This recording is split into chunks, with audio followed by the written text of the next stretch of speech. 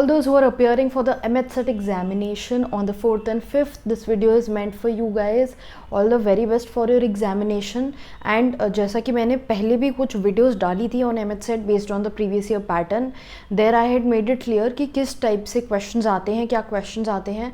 So अब जो last day आपका remaining है उसमें I would say कि बहुत ज़्यादा चीज़ों को इतना भी revision मत कीजिए. जो main important areas हैं उनको ही रिवाइज कीजिए. स्पीकिंग ऑफ लीगल, जैसा कि मैंने पहले बताया था, legal reasoning and assertion and reasoning, ये दो टाइप के क्वेश्चंस हैं जो लीगल में ज़्यादा वेटेज होल्ड करते हैं. एंड ये you can expect around 15 questions from this area. तो आप इसको अच्छे से प्रैक्टिस कर लें. लीगल रीजनिंग के क्वेश्चंस में मैंने पहले बताया हुआ है कि लीगल रीजनिंग क्वेश्चंस करने की क्या एक जो ट्रिक है वो मैंने शेयर की हुई है. अगर आपने अभी तक वो वीडियो नहीं देखा है तो एक बार वो वीडियो देख लें. एंड ऑल्सो इस वीडियो में भी हम एक बहुत जल्दी से डिस्कस कर लेते हैं. 2020 का पेपर का ही एक क्वेश्चन है. जैसे प्रिंसिपल दिया है कि a child who is below the 7 years of age, वो कोई ऑफेंस कमिट नहीं कर सकता. He is excused from any punishment for any offence that he commits. So the facts are that there is a child जो born हुआ है on 1st January 2005. Now he commits a murder on 31st December 2011. तो अगर हम अब इस situation को fully analyse करें तो ये जो डेट्स हमें दी हुई हैं, गैप जो आ रहा है वो हमारा आ रहा है 6 years. बट क्योंकि वो 7 years का कब टर्न होगा, on the very next day, that is 1st January 2011 को वो 7 years का होगा. But age on date fact क्या है? फैक्ट ये है कि वो अभी 7 years का नहीं है. सो ऐसे क्वेश्चंस में we have to strictly go by the principle. The principle says the person जो 7 years की एज के कम का है, he won't be punishable. So that child won't be punishable even though वो 7 years का होने से बस एक दिन दूर है. सो यू माइट फील कि लॉजिकल तो यही है कि he is very close to 7 and he is almost 7, तो he can be punished. But we will strictly go by the principle. Facts में भी हम अपने आप से कुछ अज्यूम नहीं करेंगे एंड हम हर चीज़ को कंक्लूसिव मान के चलेंगे. अपनी लीगल नॉलेज भी हम एक्स्ट्रा जो हमने पढ़ा है वो नहीं लगाएंगे उसमें. देन असर्शन एंड रीजनिंग के जो क्वेश्चंस होते हैं उसमें आपको क्या करना है, पहले आप असर्शन पढ़ेंगे. रीजनिंग बिल्कुल मत पढ़ना, पहले assertion. You read the assertion and you see whether that statement is correct or not. For example, the assertion says that a person who is of unsound mind and there is another person towards whom that person of unsound mind is doing certain offense, he is trying to kill him and the other person tries to save him and he kills the person of unsound mind. सो ये जो statement है ये हमें पता है ये correct है. सो अगर सामने वाला इंसेन है बट वो ऐसे एक्ट कर रहा है that is affecting another person unnecessarily, तो उसके पास वो प्राइवेट डिफेंस होगा.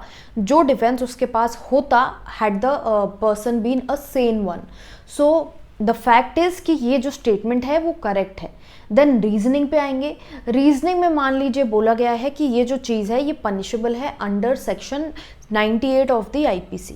तो अब हमको पता है कि IPC में ये प्रोटेक्टेड है कि ये प्रोवाइड किया गया है एक्सप्रेसली कि हर इंसान के पास प्राइवेट डिफेंस है to his own body, person, property और to of another person's body और his property. And the defence will be the same as he might have in case the person is insane or of a delirious mind. तो वो जो private defence पहले था वो तब भी intact रहेगा irrespective of the insanity of the other. तो ये स्टेटमेंट भी करेक्ट है. तो हमने ये देखा कि असर्शन में ए का जो स्टेटमेंट है वो करेक्ट है, रीजनिंग में आर वाला स्टेटमेंट भी करेक्ट है. अब हम देखेंगे कि क्या हम इन दोनों को इंटरलिंक कर सकते हैं. How will we check that? We will try to place the word because before the reason and see whether the question gets answered.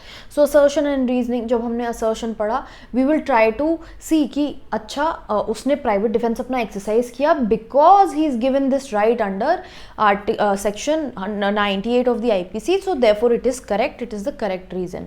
So we will mark the answer जहाँ पे ये बोला हुआ होगा both A and R are correct and R is the correct reason for A. So इस तरह से question solve करेंगे. बाकी legal Maxim's, legal terms important हैं एग्जामिनेशन के लिए, वो आई होप आपने सब कर लिए हैं. रिवाइज अगर आपको अभी करना है तो ये सब चीज़ें कर लीजिए. इंग्लिश से क्वेश्चंस ज़्यादा पूछे जाते हैं. हाउएवर ये है कि जम्बल्ड होगा इस year paper, so we don't know, but on the basis of past year we can see this कि इस टाइप का ही क्वेश्चन पेपर जो है वो हमें देखने को मिला है पास्ट में. Question papers many students have been asking, MHCET के क्वेश्चन पेपर्स अवेलेबल नहीं हैं, बहुत मुश्किल से कुछ टाइम पहले ही these papers I got through them and they have been included in our bundle for MHSET. However, on the whole अगर आपको क्वेश्चन पेपर के बारे में जानना है कि पास्ट ईयर पेपर्स कैसे आए हैं, तो जो मैंने अभी वीडियो डाली हैं पास्ट में एज टू कि एमएचसेट पे की क्या पैटर्न है वो आप देख सकते हैं. बट अब you know there is hardly any time left, so I would say कि I really wanted to discuss this legal reasoning and assertion reasoning because इसमें कुछ practice और इसमें मतलब बहुत कुछ ज़्यादा revision का as such नहीं है. It's all about how you take a question. तो ये rules मैंने आपसे discuss करे, ये आप अपने mind में रखिएगा जब आप paper solve कर रहे हैं. एंड आई होप आपका प्रेपरेशन अच्छे से हो गया हो. जो स्टूडेंट्स DO और BHU के लिए अपियर कर चुके हैं and they have been feeling disappointed, this might be another hope for you guys. So जो पास्ट में हो गया forget that, don't really carry the baggage of that to this examination. अच्छे से अपना एग्ज़ाम दीजिए, कॉन्फिडेंटली दीजिए.